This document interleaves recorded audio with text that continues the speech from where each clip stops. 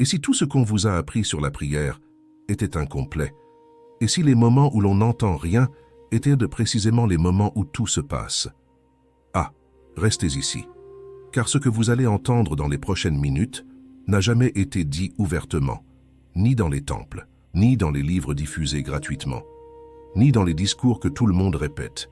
Ce que vous allez entendre n'est chuchoté que dans le cercle de ceux qui ont traversé l'abîme et en sont revenus transformés. Et si vous êtes ici maintenant, c'est parce qu'au fond de vous, vous saviez que vous aviez besoin d'entendre cela. Vous avez prié, il a plaidé. Il répéta les mots, les formules, les rituels.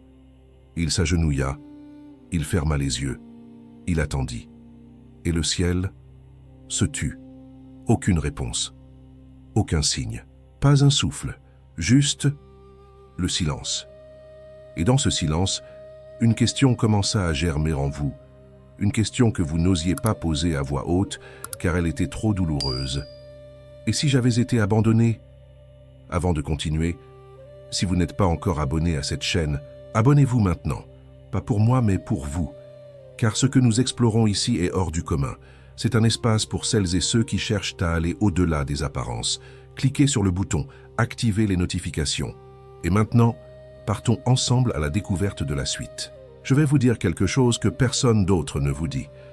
Le silence n'est pas un signe que vous avez été oublié. Le silence est le langage des profondeurs, et la plupart des gens ne le comprennent pas, parce qu'ils n'ont jamais appris à l'écouter. On vous a appris que prier, c'est parler, et la foi, c'est demander. Cette spiritualité est une conversation à sens unique, vers le haut, avec des mots, des formules et des supplications. Mais personne ne vous a jamais dit ce qui se passe quand les mots viennent à manquer. Personne ne vous a jamais préparé au désert. Le désert, c'est l'image la plus ancienne de l'éveil spirituel. Avant de recevoir une révélation, il faut traverser un désert. Avant de comprendre qui vous êtes vraiment, vous perdez tout ce que vous pensiez être. Avant que la lumière n'arrive, il y a une nuit si profonde, si silencieuse, qu'elle ressemble à la mort. Et vous, à cet instant précis, vous êtes peut-être dans ce désert. Vous regardez autour de vous et vous ne reconnaissez plus rien. Les pratiques qui vous nourrissaient autrefois ne le font plus. Les mots que vous prononciez autrefois avec ferveur sonnent désormais vides dans votre bouche. Les gens autour de vous parlent de choses qui semblent légères, presque insignifiantes. Et vous vous demandez ce qui vous arrive. Je vais vous le dire, il ne vous arrive rien de grave. Il se passe quelque chose d'inhabituel. Un endroit que très peu de gens empruntent, car la plupart font demi-tour avant d'arriver à votre position. Vous changez à un niveau que les yeux ne peuvent percevoir. Vous aspirez à une autre version de vous-même, à renaître dans quelque chose de plus grand. Et que dire du silence que vous entendez? Ce n'est pas l'absence de Dieu, c'est le son de votre transformation. Mais pour vraiment comprendre ce que je veux dire, je dois vous parler de quelque chose que les élus connaissent et que les autres ignorent. Il existe une procédure, un processus que traverse l'âme lorsqu'elle est prête à accéder à un niveau supérieur.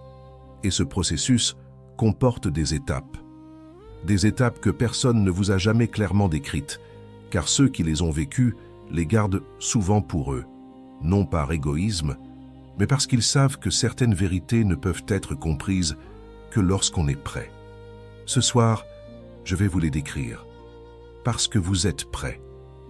Il arrive un moment dans la vie d'une âme en évolution, où les mots ne suffisent plus. Pas seulement les mots de la prière, tous les mots, tous, les explications, les théories, les croyances héritées, tout ce que vous saviez de Dieu, de vous-même, du monde, commence à vaciller. Et il ne s'agit pas d'une crise de foi, c'est la foi dans le changement. Comme un serpent qui mue, comme une chrysalide qui se débarrasse de sa forme pour devenir autre chose, votre âme ne peut accéder au niveau suivant si elle s'accroche aux formes du niveau précédent. Le langage de la prière que vous connaissiez, c'était les vêtements, et cette tenue était trop petite. Vous voilà donc là, devant l'autel de votre propre vie, la bouche grande ouverte et rien ne sort, ou peut-être que des mots sortent, mais qu'ils semblent vides, mécaniques. C'est comme si vous récitiez un texte dans une langue que vous avez apprise, mais que vous ne comprenez plus vraiment. C'est inconfortable. C'est tout simplement terrifiant. Parce qu'on vous a dit que la prière était le pont entre vous et le divin. Et maintenant, Le pont semble brisé, mais écoutez-moi attentivement. Le pont n'est pas cassé, vous traversez la rivière à la nage, et la natation exige un silence d'un tout autre ordre. Quand les mots disparaissent, quelque chose d'autre émerge, un espace. Un espace intérieur que vous n'aviez jamais remarqué auparavant, car vous le remplissiez constamment de mots, de demandes, de chansons, de lectures. Et dans cet espace, il y a quelque chose. Ce n'est pas rien. C'est une présence. Une présence si subtile, si différente de ce à quoi vous vous attendiez, que vous ne la reconnaissez pas au premier coup d'œil, parce que vous cherchiez une voix. Et ce qu'il découvre, c'est un silence vivant.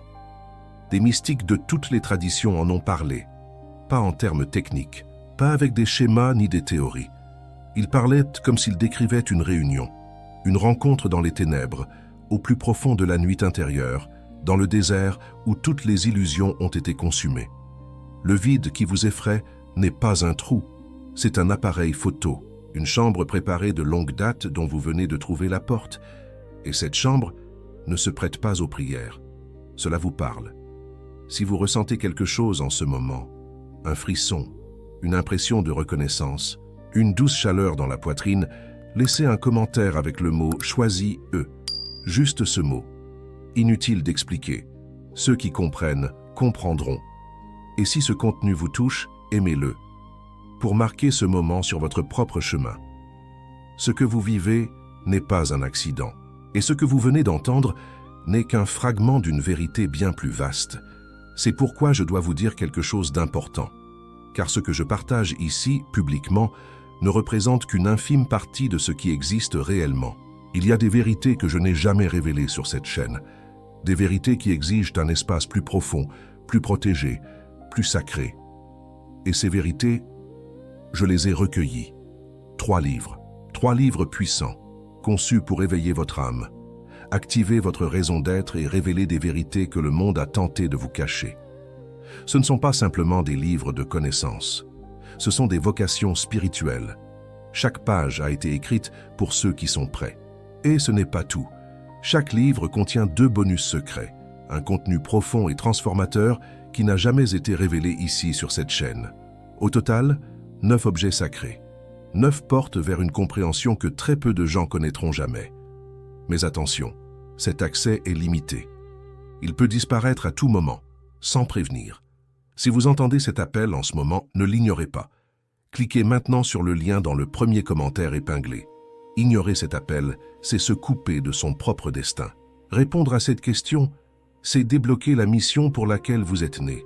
Car ce que je vais vous révéler dans les prochaines étapes changera à jamais votre façon de percevoir le silence. Vous êtes arrivé jusqu'ici. Et cela en dit déjà long sur qui vous êtes. Car la plupart des gens, dès que le malaise commence, ferment l'onglet, changent de sujet, se distraire l'esprit avec n'importe quoi qui les soulage d'un poids. Mais tu es resté. Vous êtes toujours là.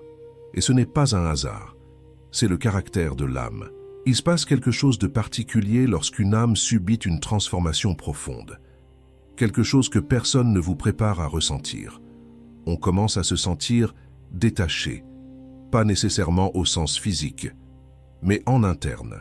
C'est comme s'il y avait un verre invisible entre vous et le monde. Les conversations qui vous intéressaient autrefois vous ennuient désormais.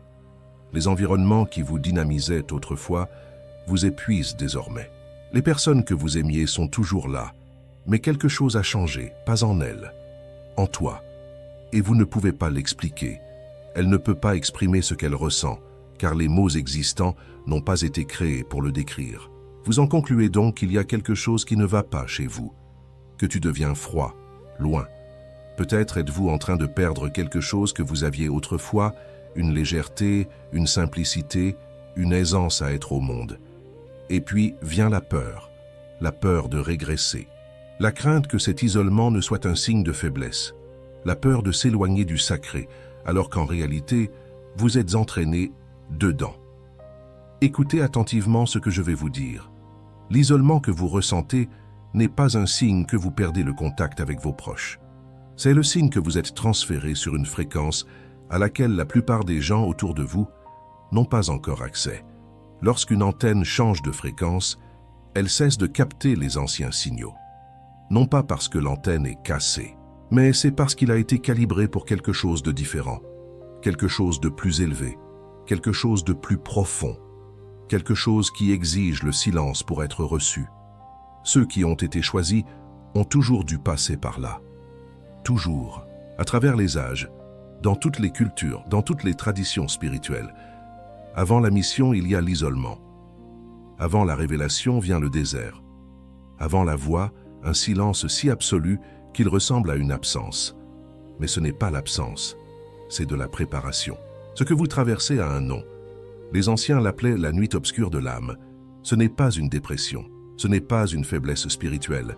Cela ne signifie pas que vous avez fait quelque chose de mal. C'est le processus le plus sacré qu'une âme puisse traverser de son vivant dans ce corps. La nuit noire de l'âme, c'est le moment où tout ce qui vous servait de béquille spirituelle vous est enlevé. Les belles émotions de la prière, disparues. Ce sentiment de présence divine que vous avez connu autrefois a disparu. La certitude rassurante d'être sur la bonne voie disparaît. Tout ce qui était facile, tout ce qui coulait de source, tout ce qui vous donnait le sentiment que la spiritualité était réelle et proche, disparaît. Et vous finissez nu, pas d'encre, pas de carte, sans le réconfort des réponses qui venaient autrefois. Et c'est précisément ici, à ce point de nudité absolue, que se produit quelque chose d'extraordinaire. Parce que quand on n'a plus rien à quoi se raccrocher, vous découvrez ce qui se cache sous toute chose. Vous découvrez ce qui n'a jamais disparu. Vous découvrez ce qui n'a jamais eu besoin de mots, de rituels ou de formules. Vous découvrez la présence qui existait avant même que vous appreniez à prier. La présence qui existe, que vous vous sentiez connecté ou déconnecté. Une présence qui ne vient ni ne part. C'est tout simplement ça. Et c'est à ce moment précis, ce moment silencieux, vide, apparemment abandonné, que l'on commence à comprendre. La prière que vous connaissiez était un tremplin, une étape nécessaire, honorable et importante, mais un pas de plus. Et vous n'avez pas été laissé en haut des escaliers. Vous avez été invité à voler. Il y a une différence entre le silence de ceux qu'on a oubliés et le silence de ceux qu'on a choisis. Et cette différence ne réside pas dans le silence lui-même. Tout dépend de ce que vous en faites. Le silence de ceux qu'on a oubliés est paralysant. Le silence de l'élu révèle tout. Quand on cesse d'essayer de combler le vide avec des mots, quand on cesse de forcer une réponse qui ne vient pas, quand on finit par se soumettre au silence au lieu de lutter contre lui, quelque chose commence à se produire sous la surface. Comme l'eau qui s'infiltre à travers la pierre. Silencieux, invisible. Mais c'est absolument vrai. Vous commencez à remarquer des choses qui étaient auparavant cachées par le bruit de vos propres supplications. On commence à ressentir une direction qui ne vient pas de l'extérieur, ce qui ne provient pas d'une voix dans l'air, d'un signe dans le ciel ou d'une coïncidence opportune. Cela vient de l'intérieur, du plus profond de l'intérieur, du côté que j'ai toujours connu. Le silence n'est pas un lieu où Dieu est absent. Le silence est le lieu où Dieu parle sans intermédiaire. Pas de formule, aucun code, sans que vous ayez besoin de trouver les mots justes dans le bon ordre. Dans le silence, il n'y a pas de protocole, il y a une réunion. Et cette rencontre ne se déroule pas comme vous l'imaginiez. Ce n'est pas une voix que l'on entend avec ses oreilles. Ce n'est pas une vision que l'on voit avec ses yeux. C'est une certitude qui grandit en vous comme l'aube. Il n'y a pas de moment précis où la nuit se termine et où le jour commence.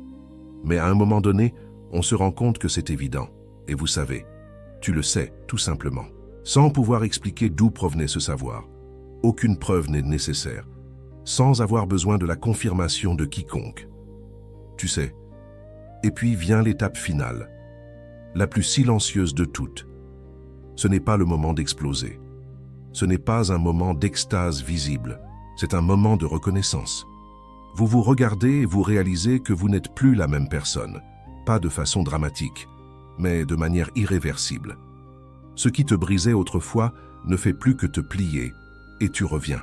Ce qui vous faisait peur autrefois ne fait plus que vous mettre en garde. Ce qui vous freinait autrefois ne fait que vous apprendre aujourd'hui. Vous n'étiez pas immunisé contre la douleur. Tu as grandi plus grand qu'elle. Et ce silence qui semblait autrefois être un abandon, vous le reconnaissez désormais comme le lieu où vous avez été forgé. Comme le four où le métal est échauffé jusqu'à ce qu'il perde toutes ses impuretés.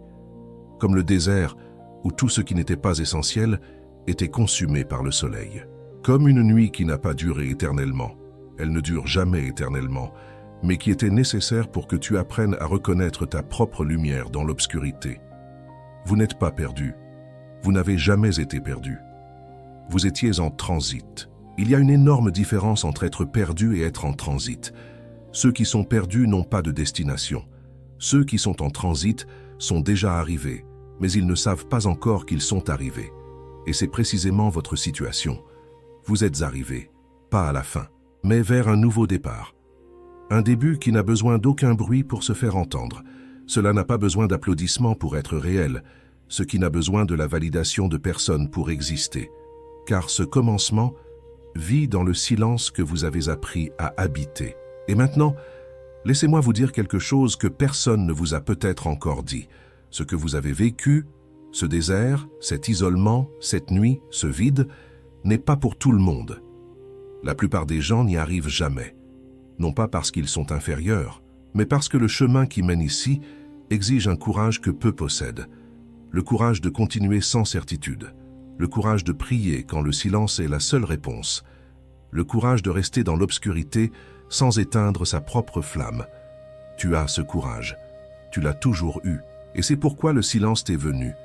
Même pas au voisin. Même pas celui qui semble toujours avoir tout compris.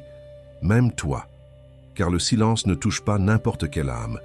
Il rend visite à ceux qui sont en mesure de le soutenir, pour le transformer, pour la transformer en sagesse. Il est venu à vous parce que vous en êtes capable, parce que tu es fait pour ça, car la mission qu'ils portent en eux ne convient pas à quelqu'un qui a encore besoin de bruit pour se sentir vivant.